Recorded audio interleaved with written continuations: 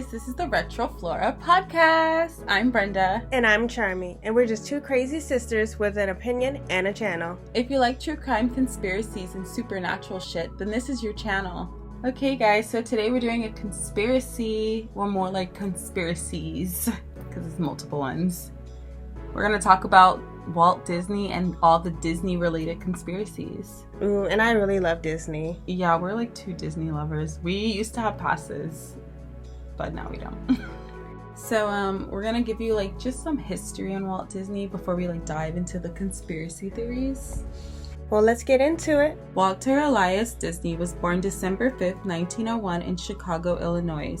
He was the fourth son of Elias Disney, who was a carpenter, farmer, and a building contractor, and to his mother, Flora Disney, who was a public school teacher. At a young age, Walt was interested in drawing, so he took art classes. When Walt was 4, the family moved to Marceline, Missouri. And it's said to be the model for Main Street, like it was the inspiration behind Main Street. In 1911, Disney's dad left the farm life and moved to Kansas City, Missouri. He bought a morning newspaper route and delivered papers. He had his son Walt and his other son assist him. In Kansas City, Walt studied cartooning at a correspondence school, which basically like mailed them their lessons. So it's kind of like what a virtual school would be like for us. And later took classes at Kansas City Art Institute and School of Design. The family moved back to Chicago, and Walt attended McKinley High School and made drawings for the school newspaper. In 1918, Walt tried to join the army but was rejected because he was too young, so he joined the Red Cross as an ambulance driver.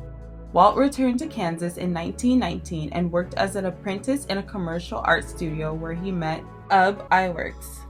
A fun fact is that Walt's brother Roy actually got him that job. In January 1920, Disney and Iwerks were laid off. Walt and Iwerks started their own small studio, but it was short-lived.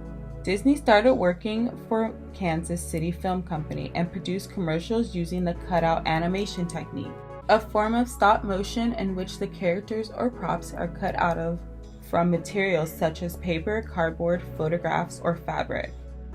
Walt became interested in animation and began experimenting with the camera and doing hand-drawn cell animations. Cell animations are one of the most traditional forms of animations, and they're usually characters being hand-drawn on clear celluloid sheets and placed over painted backgrounds. Walt decided to open his own animation business with his coworker Fred Harmon.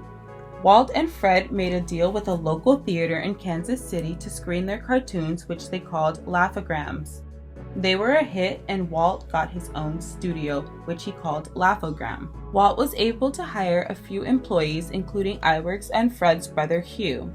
He produced short animated stories, but that cost them more than they earned, so the studio went bankrupt in 1923. Walt went to Hollywood in search of new opportunities.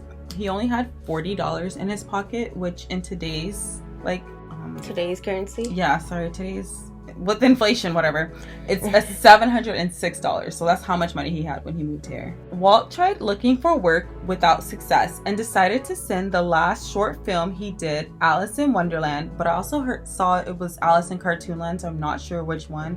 In different articles, I got Wonderland and Cartoonland, so I'm just going to say both. Okay. So he sent his last short film to New York distributor Margaret Winkler, who would later hire Walt to make more movies. Walt set up his own studio in his uncle's garage, and he had his brother Roy handle the financial aspects. He called the studio the Disney Brothers Studio.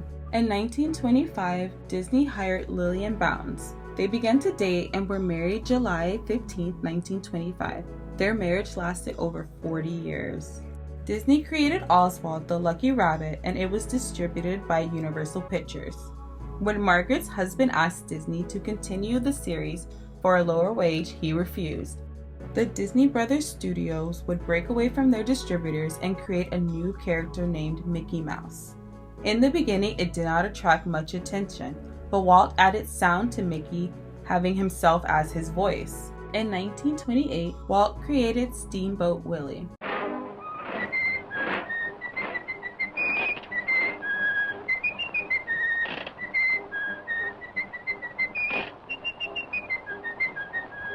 The next 8 years, Mickey began to appear on everything: watches, toys, comic books. In 1932, Disney received a special Academy Awards for Mickey Mouse, and soon Walt created support characters, including Pluto, Goofy, Donald Duck. After making a few short films such as Silly Symphonies, Disney wanted to make his first feature film, which was Snow White and the Seven Dwarfs. On December 18, 1933, Diane Marie Disney was born, and the Disneys adopted Sharon May, who was born December 31st, 1936. The Disneys were advised not to attempt another pregnancy again, so that's why they adopted another child. Oh, it would be too high risk. Yeah. And not even just that.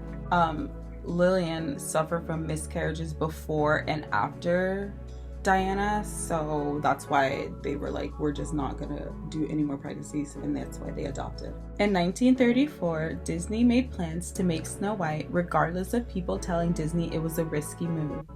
After 2 years of production, from 1935 to 1937, and from borrowing money from Bank of America, Snow White was released and made more than 6 times the sum that production cost. Damn. Yeah, it won 8 Oscars. And it was cute because like the Oscars it got was like one big normal size Oscar, and then it was like 7 mini Oscars. Yeah, that represented the dwarfs. Yeah, I thought that was really cute. In 1938, Flora, Disney's mom, died of asphyxiation at 82 by a defective furnace. Walt and Roy both bought her that house, and Walt literally beat himself up for it. With the money from Snow White, Disney decided to open more studios in Burbank and hire more employees.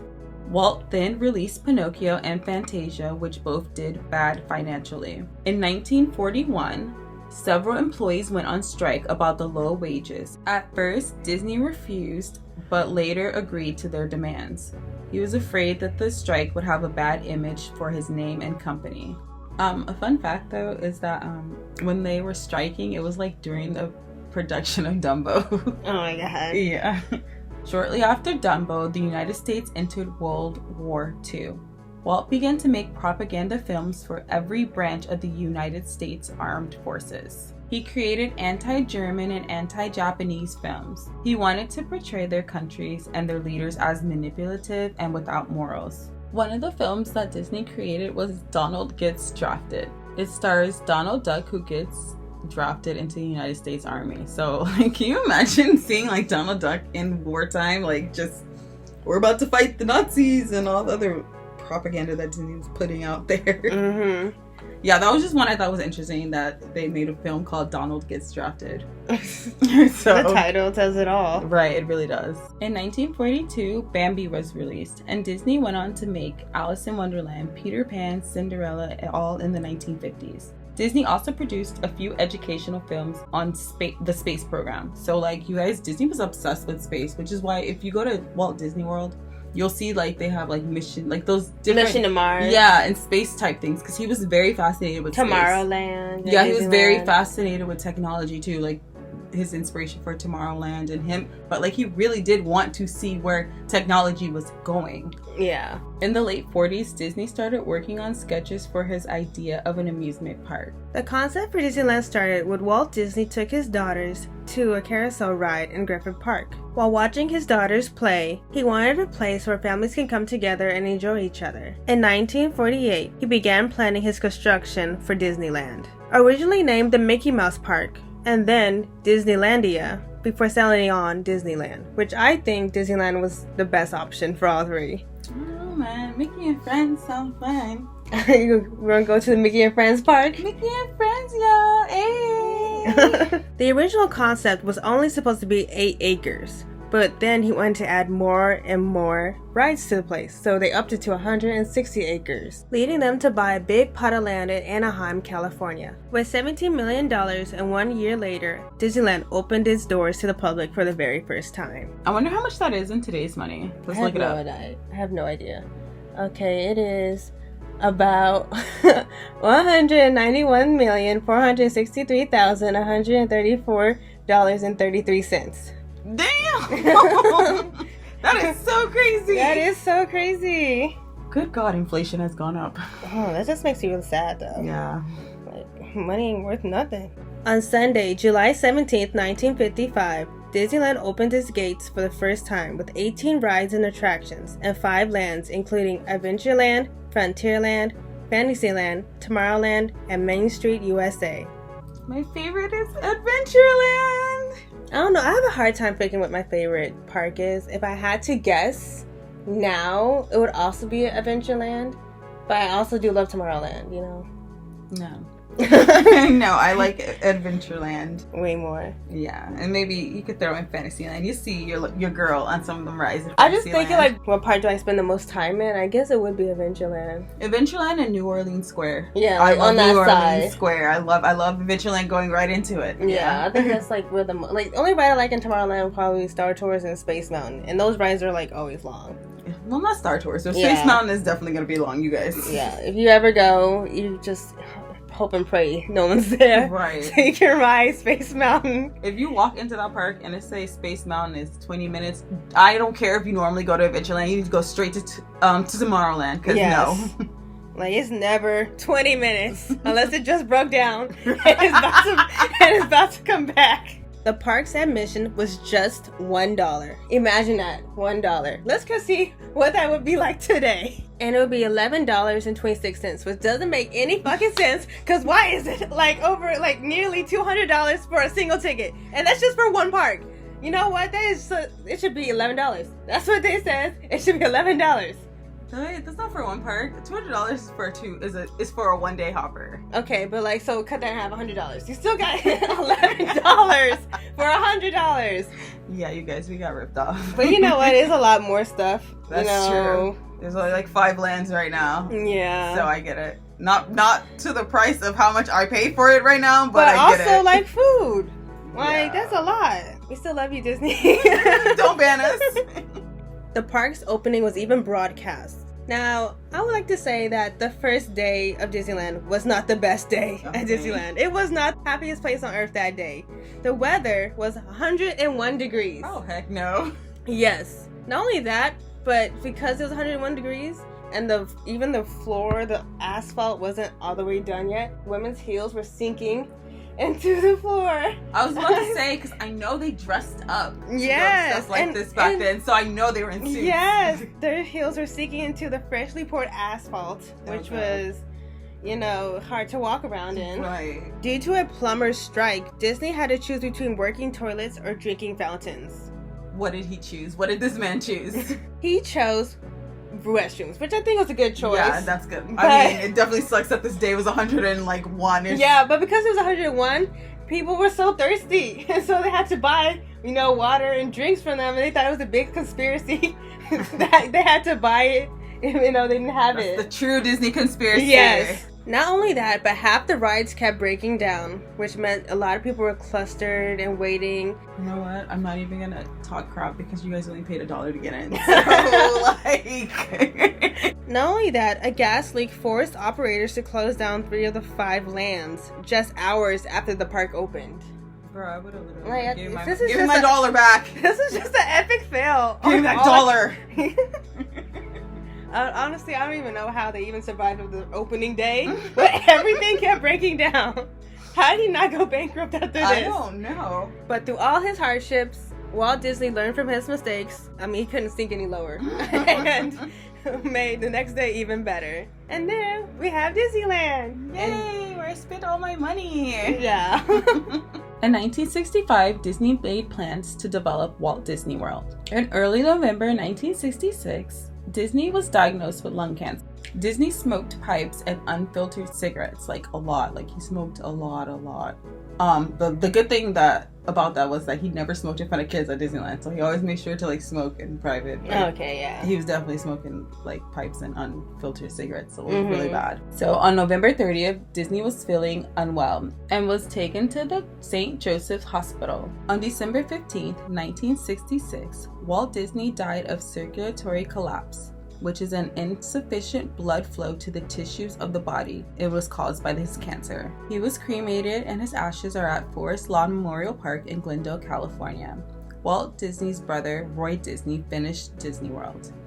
So all y'all who said he frozen, Glendale. He's in Glendale. Is his frozen body in Glendale? No. his ashes are in Glendale. So I'm sorry, Disney was not cryogenically, I hope I said that word right, frozen. All right, you guys, we're gonna jump into the conspiracy of Disney, like just conspiracy theories, different facts, fun facts, all that stuff about Disney. And one of the biggest conspiracies is that Walt Disney was an anti-Semitic. These claims came about when Walt led Leni Riefenstahl into his studios for a tour. Riefenstahl was a Nazi director and helped Hitler bring a lot of his speeches to the media. Though he did create a lot of anti-Nazi propaganda, many people believed he only created those pictures because he was getting government funding. Also, in January 2014, Meryl Streep made a speech claiming that Disney was an anti-Semitic, racist, and misogynist. Yeah, that's wild.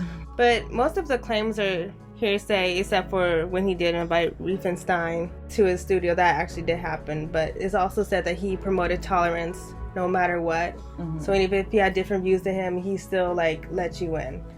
So I don't know. Yeah, that is pretty wild though that he let that Nazi director in his studio. But like you said, he promoted tolerance. So yeah, that's what they said. I don't know. It was it's very suspicious. He was just trying to save his face. I don't know, man. That's suspicious. But yeah, to his anti-Jew claims, we will never know. Yeah, you know, I heard something on a podcast like a long time ago about them saying that Disney hated communists, like he was just against communism. That. Yeah, you know, so he's big on capitalism. Look at the prices. But yeah, I saw that and I was like, that's interesting. I mean, I guess I just never like pictured him out there like doing that. I just thought he was creating like fun for kids and stuff. Yeah, and he was around during the big, you know, communist scare when they were really like really attacking film directors and people in the film industry against communism, and so I can see why he was being very forward with his ideals. Disdain for communism. Yes. So there's this theory that they have, like Disney does mind control scents. Oh my god. Yeah, so like they say when you come down Main Street, like you'll smell fresh cookies, baking, popcorn. You smell popcorn, the churros. Like yeah, they pump it in more. Like you're already gonna smell it, but they pump it in more to like intensify the smell. And they say like when you're in candy places, they're like pumping in more of the sweet candy scent to get you to buy it. Mm-hmm. I don't know if I noticed that when I went down Main Street. I'm just like in nostalgia right now, so I don't even be thinking about the foods. I'll be like, oh my god, I'm in Disneyland, I'm a kid again, yay. I think like for me it doesn't work because I'll buy it if I want to buy it. Like I never buy the popcorn, only if I get like those souvenir cups like they sometimes have. The popcorn buckets. That's the only time I'll ever buy popcorn. Besides that, the only thing I ever buy is a churro. I don't even buy the candy, so I would say I'm immune to that. I don't know. Sometimes I get stuff, sometimes I don't. It doesn't matter what it smells like. It just depends. It really depends on them lines. Like, yeah. If this line's long, I'm not getting it. So there's another theory about Club 33 that they that it's like a Freemason club, and they have their Illuminati meetings there. Oh my god. I don't know, because we actually have been in Club 33. We were kids when we went, but so it's not like we knew what to look around for, you know. I just remember paintings of the Haunted Mansion being in like the hallways and bathrooms. Where is that located? New Orleans Square by the Pirates of the Caribbean, I believe. Yeah, I don't remember that. I always hear like, you know, our dad talking about going there, but I don't ever remember being inside. I remember going in there and the food was okay. Like I would have rather had a corn dog, but I was also a kid, so you would think these Illuminati Disney people would have better food. Right. They should have corn dogs cut up and devil dog and caviar sprinkled on top of them. I don't know. Not caviar. Also, a number of bloggers have said they've seen like Masonic detailing in this club's stairways or like the window that resembled an eye. So just something to throw in there. Yeah, I'm not going in there. Girl, you can't. I think it's like a wait list of like 15 years and it's like thousands of dollars. Like, yeah, no, there's no way we're getting in that. So, well, good thing I don't want to now. Okay, so I found this thing and it was like titled The Hanging Body. So I'm just going to read it. It says, while riding It's a Small World with her family in 1999, a 12-year-old girl witnessed the ride come to a halt and evacuation was announced via the loudspeaker. As she wrote later, the girl's mother took out her camera and snapped some photos of the ride while waiting to be escorted out. After having the film developed, she saw the final image that seemed to show a body hanging from the ceiling. It was an eerie image, but most people who've heard this internet legend believe the hanging figure was just a prop in an odd place. And so we're going to put the picture on the screen so you can see it. I mean, it could be like a hanging doll. Yeah, it definitely is creepy. Low-key, she looks like the little girl from Squid Games. Oh my god, with the yellow and red? Yeah, that's what she looks like. Disney was making Squid Games way way before. No, man. That is creepy. But yeah, that's the photo. It's very blurry, but this was done in 1999, so... Yeah, they have the best cameras. But that is kind of creepy to, like, go develop your camera, and then that's what you see on there. Like, I really think it's one of those hanging animatronic dolls. I do, too. They just didn't put in yet. They just were like, we're just going to tie this up here and figure it out later. Yeah, I don't know why she's hanging. But... Have you ever heard of the ghost of Pirates of the Caribbean? Girl, no, and I'm low-key kind of scared because, like, now when I'm on that ride, I'm definitely going to be thinking about this. Well, apparently, when the ride was first constructed, there was a construction worker named George who worked on the project. Mm-hmm. And during the construction, George fell and was crushed by a big piece of the set, killing him instantly. Shortly after the theme park opened, a woman claimed that she saw a ghost on the ride. Apparently, she was riding on the boat alone, which I didn't know they let you do that. I feel like that's a health hazard. But apparently, she was riding on the boat alone, and she saw the ghost. And ever since then, the cast members have said that there's a ghost in the ride named George. And if you don't say hi to George in the morning, something will go wrong with the ride. So, like, all those times I've been stuck on Pirates of the Caribbean is because the cast members didn't say good morning to George. I've been to Disneyland when there wasn't a lot of people, and I've gotten on Pirates of the Caribbean when there were literally no boats in, like, my sight line. It was so weird. I was like, this is kind of weird. Like, where's everybody? Or remember when I was riding in the back and I looked behind me and the boat behind us, there was nobody in there. Oh, no. I was like, oh my god. See, that's when you should have said hi to George. Yeah, that's George's boat. Oh, yeah, let him be. Yo, I actually heard that when Pirates of the Caribbean first opened, when Disney first opened the ride, that they actually used real skeletons on there. They got them from, like, medical labs, and because they said the plastic ones were not scary. So I just found this part of an article, and it says that there's supposedly 4 remaining bones still on that ride. 2 are on the small island just after the boat drops down to the lower level. 1 is in the bed chamber mounted on the headboard, and the other lies in the jail scene trapped under a flaming timber. So apparently there's ghosts all over this park, because there's also a ghost sighting at the Haunted Mansion. Oh my god, please no. Which actually makes sense. It's a Haunted Mansion. I know, but, like, remember that time that we went to Disneyland and it was during the fireworks show and nobody was in line for Haunted Mansion, and it was me, you, and Trinity, and we went in there and there was nobody in that ride. So we were in that chamber going down by ourselves. We had to walk down that hallway by ourselves. And then the guy was like, you guys must get in individual cars. So we had to be in individual cars. By ourselves. And then we look around and all the other cars are empty. And you're telling me there's a ghost in here? Well, I didn't see anything.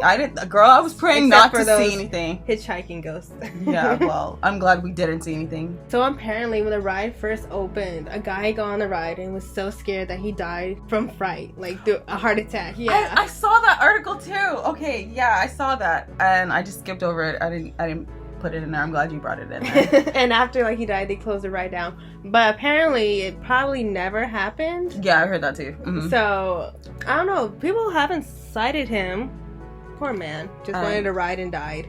Right. And third time's a charm, because there's a third ghost at Disneyland called the Monorail Ghost. So apparently a man named Thomas Cleveland in 1966 snuck into Disneyland, and when he was spotted from security guards, he ran. He ran to the track, climbed up on, and was hit by the oncoming monorail. Yo, that's crazy. I know. Yo, I'm just thinking about, like, him, the security guard chasing him, the people on the monorail, like, all that, people watching this, you know what I mean? Like, that's very traumatic to see. Some park guests have reported seeing his ghostly figure along the track of the monorail circling the park. I actually never rode the monorail at night, so maybe we should do that one time. The next time we go, we should just ride the monorail. I thought we were not trying to see ghosts. You're right, we're not. Okay, we're not. And now we're gonna get into the Disney movie conspiracies. Ooh, movie experts. So there's this theory that Frozen and Tangled are like they're intertwined, like they're on the same universe, I guess, if you want to say. Well, there is that scene where, like, in the beginning you see the back of Rapunzel's head. Yeah, looking at the picture right now. Walking up into Anna's castle. You know what I'm saying? So, I think that is true. Yeah, it is crazy. Like, how they're related, I don't know. I heard that the parents were on their way to see Rapunzel get married. But here's my thing about that, because I'm looking at Rapunzel right now and Anna's age, and I'm sitting here thinking, like, Rapunzel getting married, let's say she got married at 16, because we don't really know. Yeah. No, how does she? I would say 18. Okay, maybe 18. And Elsa and Anna were like really little kids when her parents died, and then to see that photo and she looked exactly like she did at the end of Tangled, I just don't know if that's true.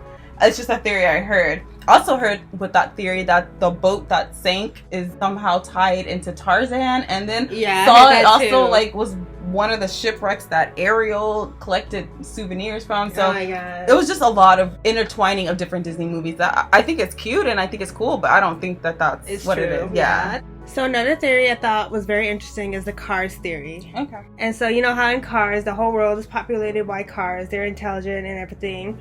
But apparently there used to be humans there. Oh, what? Even though there's like no evidence of it. Right.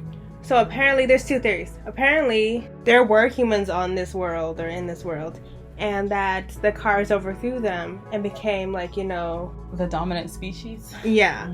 And so that's why the cars still have car handles for like humans to grab onto, even though there's no humans around. Okay.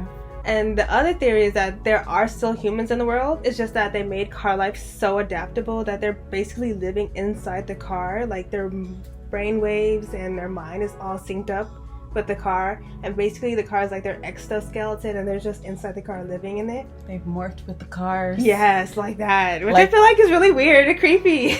Like those books, the Animorphous. I don't remember. Yeah, those books where like they start off like this animal. Those books like really creep me out, especially the cover.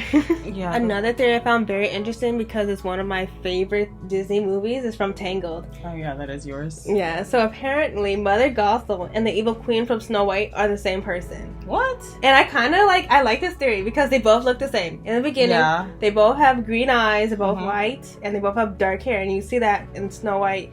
Like, you don't really see the evil queen's hair until she does like the whole spell, and you see that her hair is black, just like Mother Gothel. That is true. And also when the queen takes like that poison and make her all ugly and old, that old lady looks just like Mother Gothel as an old lady. That's crazy. Mm-hmm. And I mean, it makes sense because they say that in Tangled that Mother Gothel was, Mother Gothel was like 400 years old. Like, she's super old. Yeah. And also, like, they both go out, like, I guess the same way. Like, in the end of Snow White, she tried to tilt the boulder. Right. And the thing falls and she falls to her death. Same thing in Tangled. She like trips over Rapunzel's hair and falls out of the tower into like ash. Yeah. Like, you know, like they both die the same way. They both look the same. Like they're both obsessed with mirrors. And they both were literally treating young women like crap. Yeah. And they both obsessed with beauty and youth and so I can totally get that. That's an interesting theory. I would have never linked that together. I kind of like it. Yeah, I wonder who came up with that. Kudos to you. You are smart. I like it. Yeah. Another theory I like is the Peter Pan theory. What is that? So apparently there's two theories to this one too.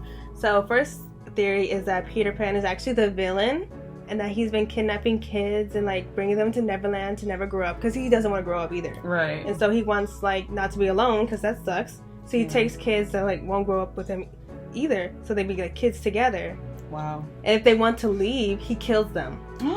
Yes, so it's said that... Why can't he just let life do that while letting them grow up and die? Like, because he's like, if I can't have you, no one can. But also that Captain Hook was one of the kids that was with him that escaped, and that he grew up and is trying to rescue the other kids. Oh, and they don't know it. Yeah, and that the other kids on his crew are also were once kids that Captain Hook helped escape Peter Pan. Oh. Like, that's crazy. I mean, I'm not gonna lie, Peter Pan was definitely getting on my nerves in that movie because the way he would call Wendy the like stupid girl or whatever. You know, like the little things he would say that would make me mad. But seeing him as a villain, I can actually see Peter Pan as a villain. Yeah, that's like really creepy. I really hope that that's not what this is. That's scary. And the other theory is that Peter Pan is an angel of death. And so what? Yeah, so like when little kids are like really sick and about to die, he comes to them and takes their soul to Neverland where they'll never like die and they'll always be young forever. Which I like, it was a happy ending, kind of.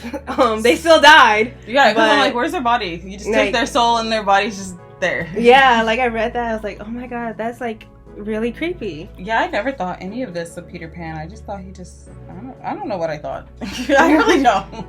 That's interesting though. I don't want that first theory to be true. Because like even in Peter Pan, like the mother is telling the adventures of Peter Pan, like it's like being passed down, and if he's evil, it's like this evil person's story is being passed down and making kids be vulnerable to being acceptable to being taken from him. So yeah. No. Well, that's all of our Disney theories. We could go on and on, but we'd be sitting here for years. Yeah, it's like so many. So many crazy theories. But yeah, those are the ones that we found very interesting. Well, you've made it to the end. You must really like the sound of our high-pitched voices and quirky commentary. You might as well like and subscribe to our channel and hit that bell to be notified every time we drop new content. If you want to follow our social medias, they will be linked in the description box below. The description box, sorry you guys. Bye! Peace, love you. Mwah. Go to Disneyland. If you have the money. Yeah. Don't go broke just to go there, okay?